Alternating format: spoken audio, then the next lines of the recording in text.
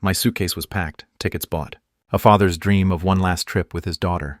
Then her message came. "You're not coming. This is a family vacation." Family without me, but with her in-laws.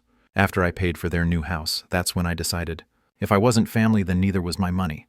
By the time they returned, the house and their comfort were gone. Before we continue, if you love these stories, please subscribe to our channel, because that is our motivation to make better stories each day for you. And now let us know where you are listening in the comment. I was standing at the door with my suitcase, ready to fly with my daughter on vacation, when I received a message. "You are not coming to Europe with us." My husband prefers this vacation to be a family vacation. They took only my father-in-law and mother-in-law with them and left me behind. This is after I paid for their new house, so I canceled all the payments and sold it. You won't believe what happened when they came home. Before we continue, please subscribe to the channel and let us know where you are listening in the comments. I was folding my favorite travel shirt when my phone buzzed against the nightstand. The blue cotton felt soft between my fingers as I smoothed out the wrinkles, thinking about wearing it to dinner in that little bistro Lindsay had found near the Louvre. My suitcase lay open on the bed like a promise, half filled with carefully chosen clothes for our European adventure. The weather app showed sunny skies in Paris, perfect for the walking tours I'd printed out and tucked into my carry-on. I'd been humming an old Frank Sinatra tune while deciding between my brown leather shoes and the comfortable walking sneakers. The tickets to Charles de Gaulle sat on my nightstand, next to my passport, both documents crisp and ready. 6 hours until departure. My heart carried that familiar flutter of pre-travel excitement, mixed with nervous energy. The phone buzzed again.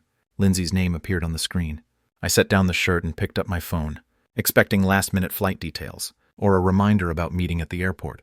Instead, I found words that made my blood freeze. "You're not coming with us to Europe. My husband thinks it's better if this vacation stays family only." I read it once, then twice, then a third time, my thumb hovering over the screen, like it might change the message if I waited long enough. The sweater I'd been about to fold remained suspended in my hands as my mind struggled to process what I was seeing. Family only. The phrase repeated itself in my head, like a broken record. I was her father. I had planned this trip. I had bought the tickets, researched the restaurants, mapped out the itinerary during countless late-night sessions. What did family only mean? When you were talking to your own father? I sat down heavily on the edge of the bed, the suitcase still gaping open beside me. My hands trembled slightly as I typed back, the only response I could manage. "Okay." The weight of disappointment settled into my chest, like a stone. I looked around my bedroom, seeing everything I'd prepared for a trip that would never happen. The travel-sized toiletries lined up on my dresser, the guidebooks with yellow sticky notes, marking places we'd planned to visit. The new camera I'd bought specifically for this vacation, still in its box. I closed the suitcase with deliberate, careful movements. Each click of the latches sounded final in the quiet room. Then I called the airline, listening to hold music, while I waited to cancel my ticket. The customer service representative was sympathetic but efficient. "I'm sorry to hear about your change of plans, Mr. Owens," she said, and I wondered if she could hear the disappointment in my voice. Afterward, I sat in my living room, staring at the travel brochures scattered across my coffee table. The house felt emptier than usual, quieter in a way that made my ears ring. Outside, Mrs. Peterson's dog barked at something in the distance, the sound sharp and insistent in the suburban stillness. I picked up one of the brochures, a glossy pamphlet about Roman architecture, and set it aside on the end table. The gesture felt small and meaningless, but it was all I could manage in that moment, of understanding that I had been carefully, deliberately left behind. Evening arrived with the same quiet emptiness that had filled my house all day. I'd moved through the hours like a ghost, leaving my dinner dishes in the sink, instead of washing them immediately like I always did. The packed suitcase still sat by my bedroom door, a constant reminder of plans that would never unfold. The television murmured from the living room, some evening news program I wasn't really watching. I kept checking my phone for no particular reason, scrolling through nothing, restless energy making my fingers twitch against the screen. Maybe Facebook would provide some distraction from the hollow feeling in my chest. I scrolled past Mrs. Johnson's cat photos, recipe shares from my book club, political posts I didn't want to read. The familiar blue glow of the screen was oddly comforting in the growing darkness of my living room. Then I saw it. Todd's parents standing in front of the Eiffel Tower, both of them grinning at the camera, with that satisfied look of tourists who'd found the perfect photo opportunity. The caption read, "Beginning of the best family vacation ever." The timestamp showed it was posted 2 hours ago. My thumb froze above the screen. Maybe they'd taken a separate trip. Maybe this was an old photo they just decided to share. My heart began beating faster as I clicked on the profile to see more photos. There it was. Same location, same time. But this photo included 4 people. Todd's parents, Todd and Lindsay, all of them clustered together in front of a Parisian cafe, wine glasses on the table behind them. Lindsay's caption made my stomach drop. So grateful for family time in the city of light. I counted the faces in the photo with trembling fingers. 1, 2, 3, 4.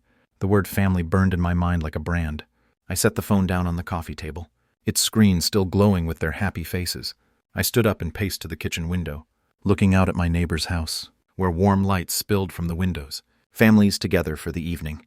The betrayal hit me in waves, each one stronger than the last. I picked up the phone again, hoping I'd misunderstood somehow, hoping the photos would tell a different story. But they were still there, timestamps still fresh, their smiles still bright and carefree. The 4 of them together in the city I'd dreamed of visiting, spending the vacation I'd planned, using the itinerary I'd researched. I walked back to the kitchen window and saw my own reflection staring back at me, ghostly and hollow-eyed. Behind my reflection, the phone screen showed their group photo, their happiness overlaid with my solitary image in the glass. The contrast was stark and painful, a visual reminder of exactly where I stood, in their definition of family. I'd barely slept, tossing and turning, while images of their vacation photos played behind my closed eyelids. Morning came with gray light filtering through my bedroom curtains, and I knew I needed answers. I couldn't let this stand without understanding why. My coffee mug shook slightly in my hands as I sat at the kitchen table rehearsing what I would say to Lindsay. The time difference meant it was afternoon in Paris, perfect for a call. I took a deep breath and dialed her number, listening to the expensive-sounding international ringtone. 3 rings, 4 rings, then her voice, bright and cheerful. "Hi, Dad." I could hear background noise, Todd's voice, street sounds, the bustling atmosphere of a European city. "I need to understand something," I said without preamble. "What's that?" She sounded distracted, probably looking at some monument or shop window. "I saw the photos on Facebook.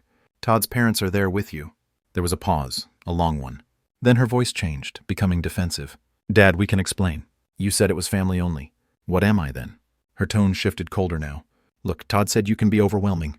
He didn't want his vacation ruined." The word overwhelming hit me like a physical blow. Ruined. I planned this trip. I bought the tickets, and Todd's parents paid for their own. They don't expect us to take care of them constantly. Constantly. The word hung in the air between us, like an accusation. "I supported you both when that was your choice," she interrupted. "We never asked for a guilt trip." I could hear Todd laughing in the background, about something else entirely, his voice carefree and oblivious to our conversation. The sound made my jaw clench. "Honestly, Dad," Lindsay continued, her voice hardening with each word, "Todd was right. You're too needy." The phone felt heavy in my hand. "I understand." "Good. We'll talk when we get back." "Understood." I hung up without saying goodbye. I set the phone down with deliberate care, the word needy echoing in my mind like a curse. I walked to my office, drawn by some instinct I couldn't name. The walls were covered with family photos. Me teaching Lindsay to ride a bike, her graduation from college, her wedding day where I'd walked her down the aisle, with tears of pride in my eyes. My hands slowly clenched into fists as I stared at these images of a relationship I'd apparently misunderstood completely. In one photo, I was holding baby Lindsay, both of us smiling at the camera. My reflection in the glass showed an older man, harder now, with something cold growing behind his eyes. I reached out and straightened the photo frame.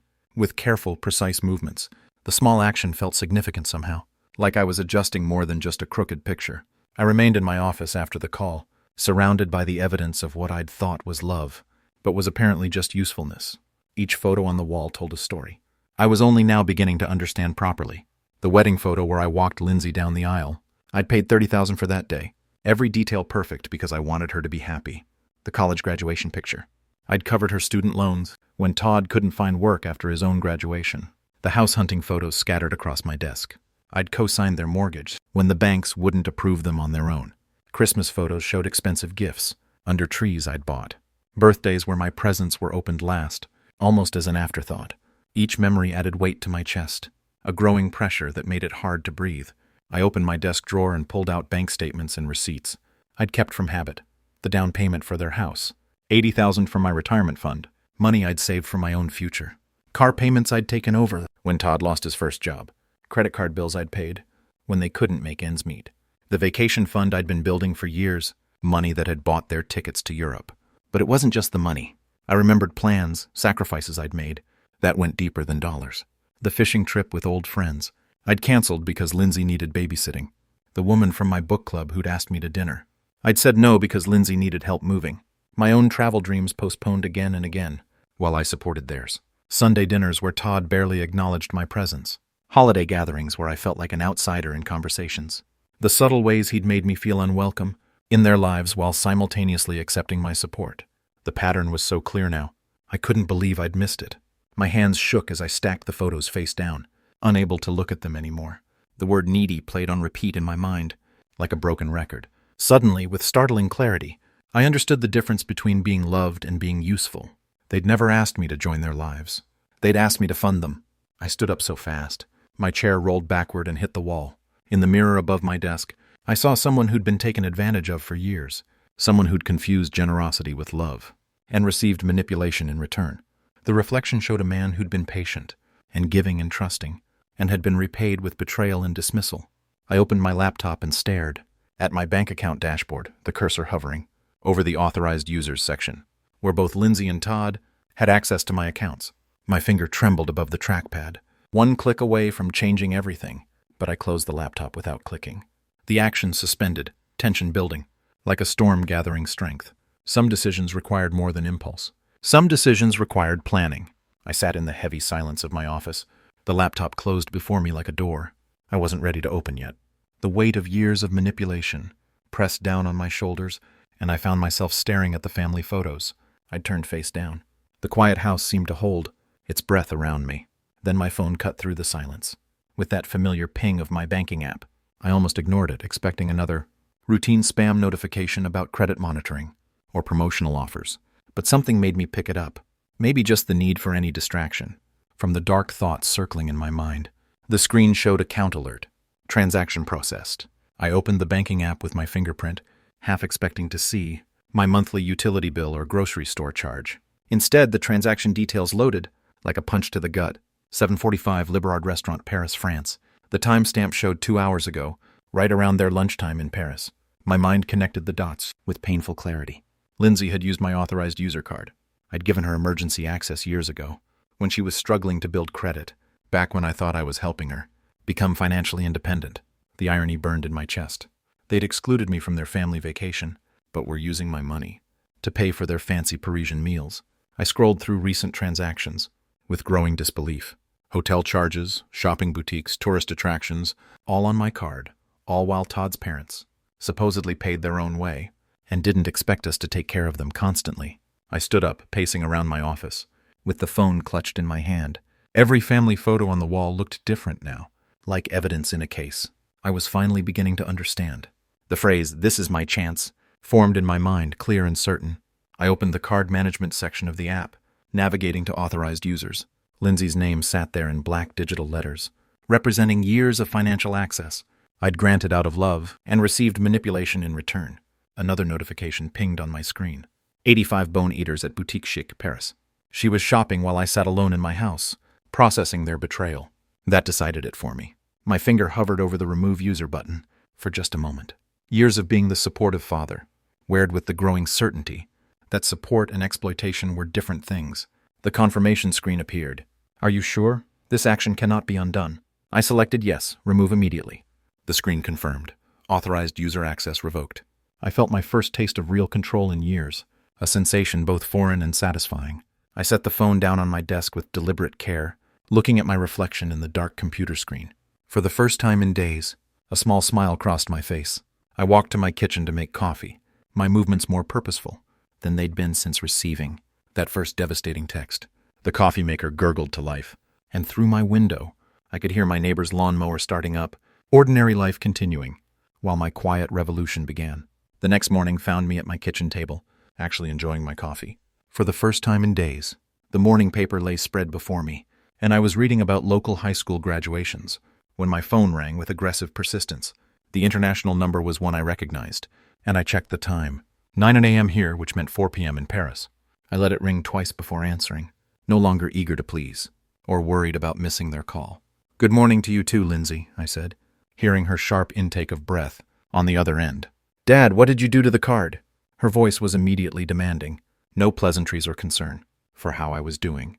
"I removed your access to my account." "Don't give me that." I tried to pay for lunch, and it was declined in front of Todd's parents. The shrillness in her voice could have cut glass. The waiter had to come back 3 times. It was humiliating. That must have been embarrassing, I replied, taking another sip of my coffee. Embarrassing? It was mortifying.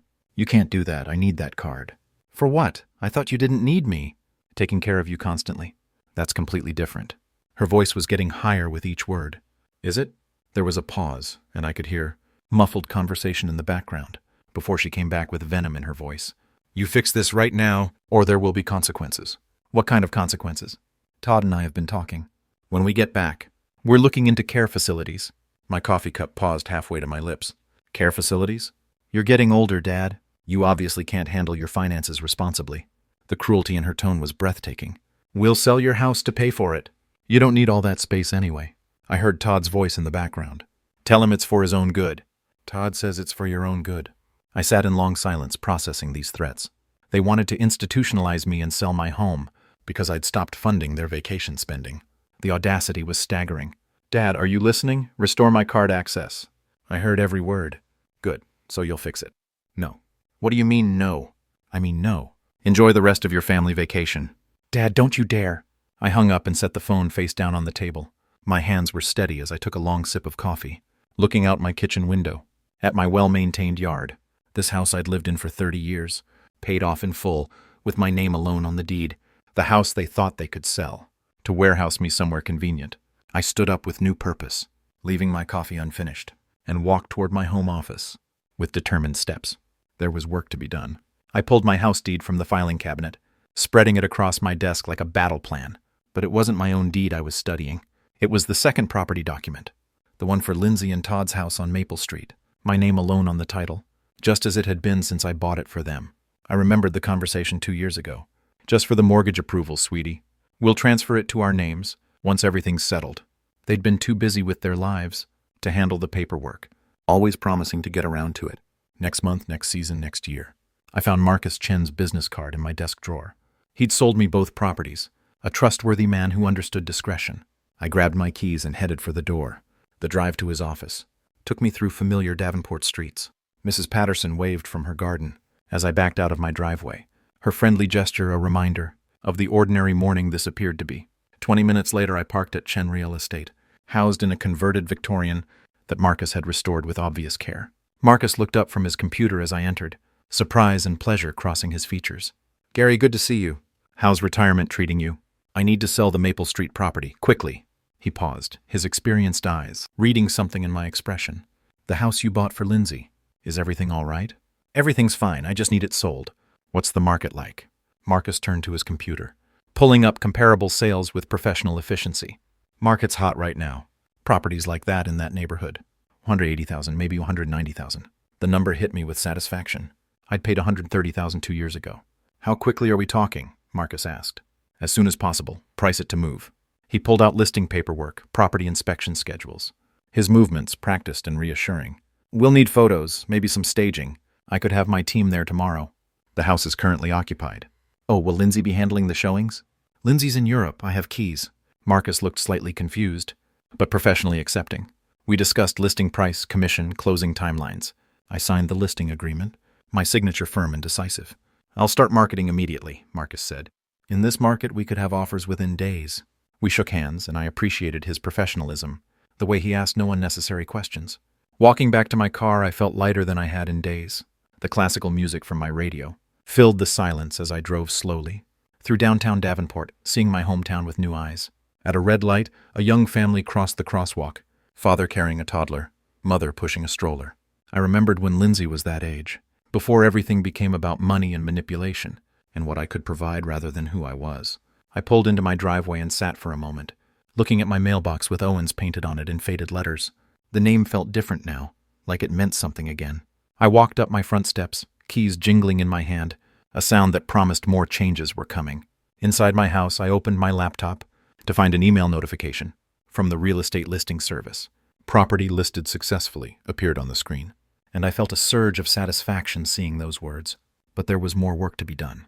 I opened a new browser tab and searched Moving Services Davenport, Iowa. Large corporate companies filled the first results, but I scrolled past them, looking for something personal and reliable. I found Dave's Honest Moving, a small operation with good reviews, family-owned for 15 years, the kind of business where you talk to the owner, not a call center. I dialed the number, hoping for exactly that. Dave's moving. This is Dave. The voice was deep, straightforward, no corporate script. I need help moving some belongings tomorrow. It's a time-sensitive situation. What kind of timeline are we talking about? Tomorrow morning, if possible. It's a full house worth of items. Where are we moving from and to? Dave asked. I gave him Lindsay's address, explaining that everything needed to go to storage. Storage unit lined up? He asked. And I realized I needed to arrange that too. I can recommend secure storage on Brady Street, Dave continued. Work with them all the time. Want their number?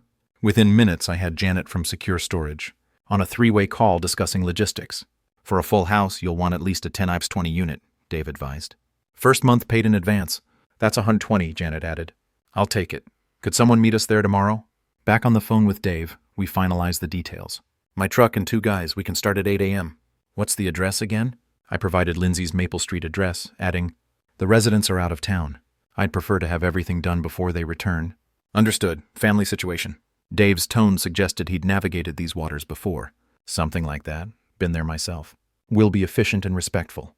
After ending the calls and paying for storage online, I made myself dinner with an appetite I hadn't felt in days. I set my alarm for 6:30 a.m., earlier than my usual retirement schedule, and laid out work clothes, my old jeans and boots, from my contracting days, before I had become someone who funded other people's dreams instead of pursuing his own. I sat in my living room watching the evening news with different attention. The weather forecast promised clear skies, perfect for moving. Everything was falling into place, with a precision that felt both satisfying and inevitable. That night, I double-checked that my phone was charging, setting it on my nightstand next to a glass of water. In the bathroom mirror, brushing my teeth, I saw someone I barely recognized. Someone ready for action. Someone who'd stopped waiting for permission to take control of his own life. I arrived at the Maple Street property at 7:45 a.m., 15 minutes early, as was my habit. The familiar house looked different to me now. Not my daughter's home, but simply a property that needed to be cleared. Dave's moving truck was already parked outside, engine running, exhaust visible in the crisp morning air. Dave emerged from the cab as I pulled up, a sturdy man in his 50s, with the practical demeanor of someone who'd handled countless family situations without judgment. His 2 crew members, younger guys, in matching company shirts, were already unloading equipment with efficient movements. Mr. Owens, Dave extended a work-roughened hand. Ready to get started. I unlocked the front door with my spare key, the house silent and empty, in a way that felt appropriate. We walked through room by room, Dave assessing furniture and personal items with a professional eye. This is going to take about 3 hours, maybe 4 with the heavy pieces, he said, making notes on his clipboard. I pointed out what belonged to Lindsay and Todd, which was everything. The expensive sectional sofa I'd bought them last Christmas, Todd's elaborate home office setup with gaming equipment, Lindsay's extensive wardrobe that filled 2 walk-in closets. The crew started with boxes from the bedrooms, wrapping and labeling with systematic care. I insisted on helping despite Dave's protests about liability. I'm not that old, I told him, earning a grin from one of the younger workers. Soon I was carrying boxes labeled Lindsay's books and Todd's sports equipment, feeling a strange satisfaction at seeing their possessions being packed away so methodically. In their bedroom closet, I found photo albums from their wedding. Flipping through, I noticed I was conspicuously absent from most pictures. Todd's family prominent in every shot, while I appeared in maybe 3 photos, always at the edges. I closed the album and handed it to Dave's crew. Room by room, we cleared out expensive items. I'd forgotten I bought them. Designer handbags, electronics, the leather dining set I'd purchased for their first anniversary. My back started to ache, but I pushed through, driven by a purpose I hadn't felt in years. In what would have been a future nursery, I found baby furniture they'd optimistically assembled for grandchildren that never came. For a moment, doubt crept in. Was I being too harsh? Then I found Todd's credit card statements, showing luxury purchases, while they claimed poverty to me, and the doubt evaporated completely. You okay, Mr. Owens? Dave asked, noticing my pause. Just memories, keep going. By 11:30 a.m., we finished our final walkthrough of the empty house. Rooms echoed differently now.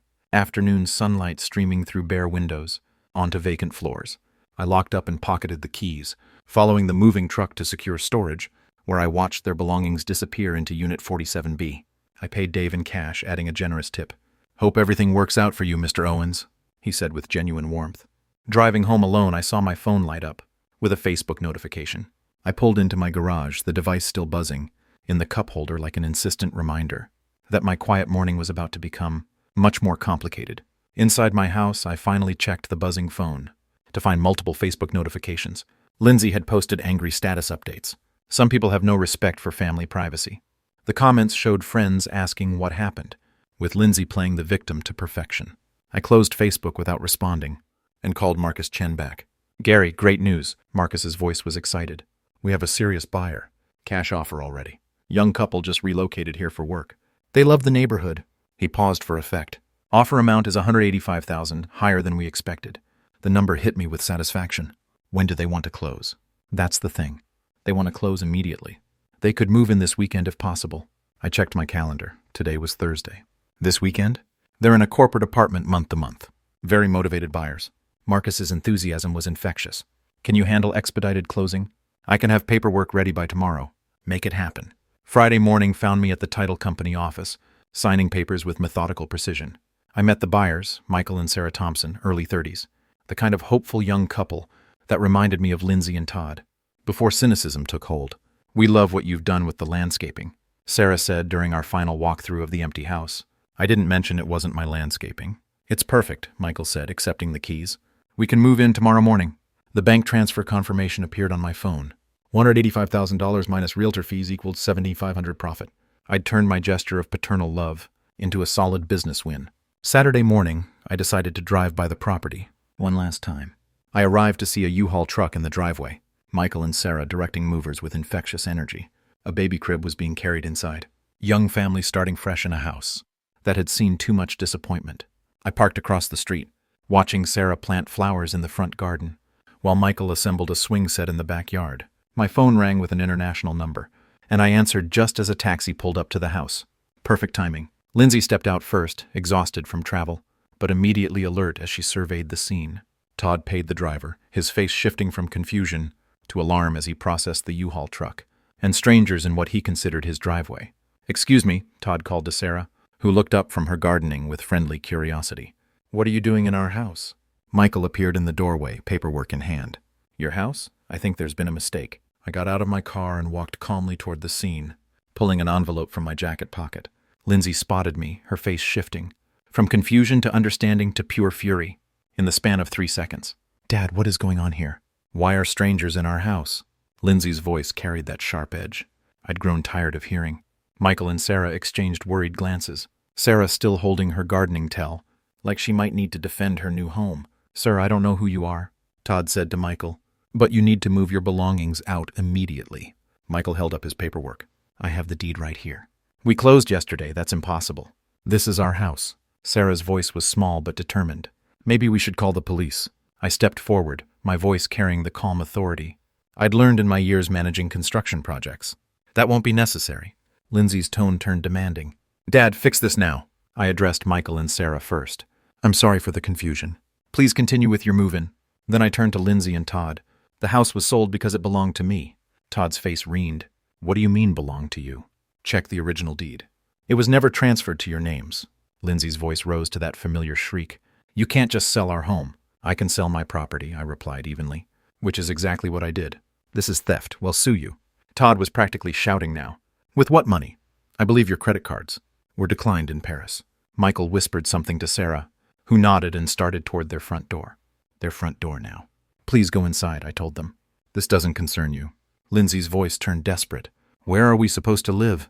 Where are things?" I extended the envelope I'd been holding. Todd snatched it, tearing it open with angry fingers. He read aloud, "Secure storage. Unit 47B, Brady Street, storage." Lindsay's voice cracked. "You put our life in storage." I preserved everything carefully. "First month's rent is paid." Todd crumpled the paper. "This is insane. You can't do this to family." "Family doesn't exclude fathers from family vacations." "That's completely different, is it?"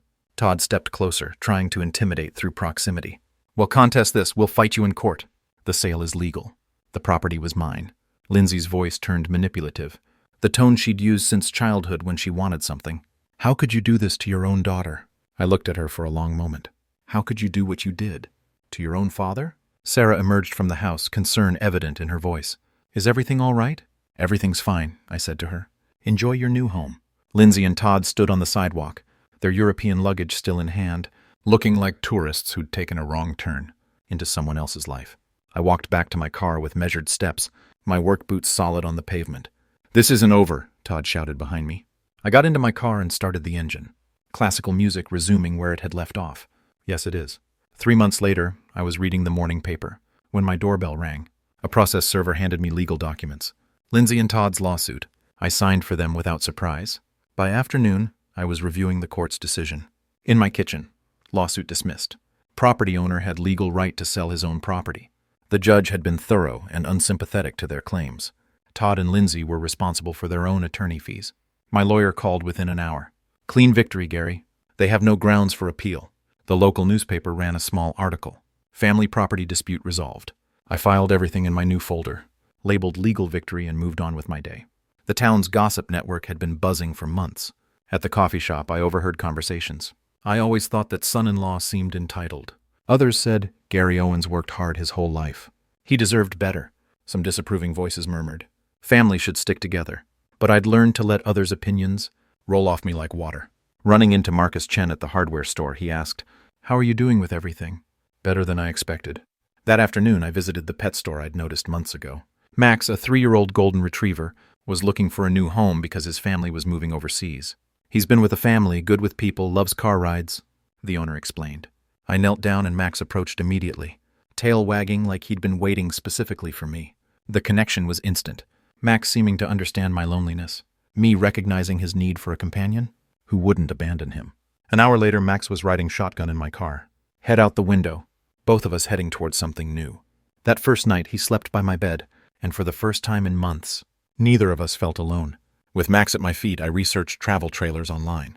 Best RVs for senior travel. Led me to articles about freedom and adventure. At RV dealerships, salespeople were eager to help. I test drove a 25-foot Airstream, perfect size for one person, and a dog who'd claimed the passenger seat before we'd even signed papers.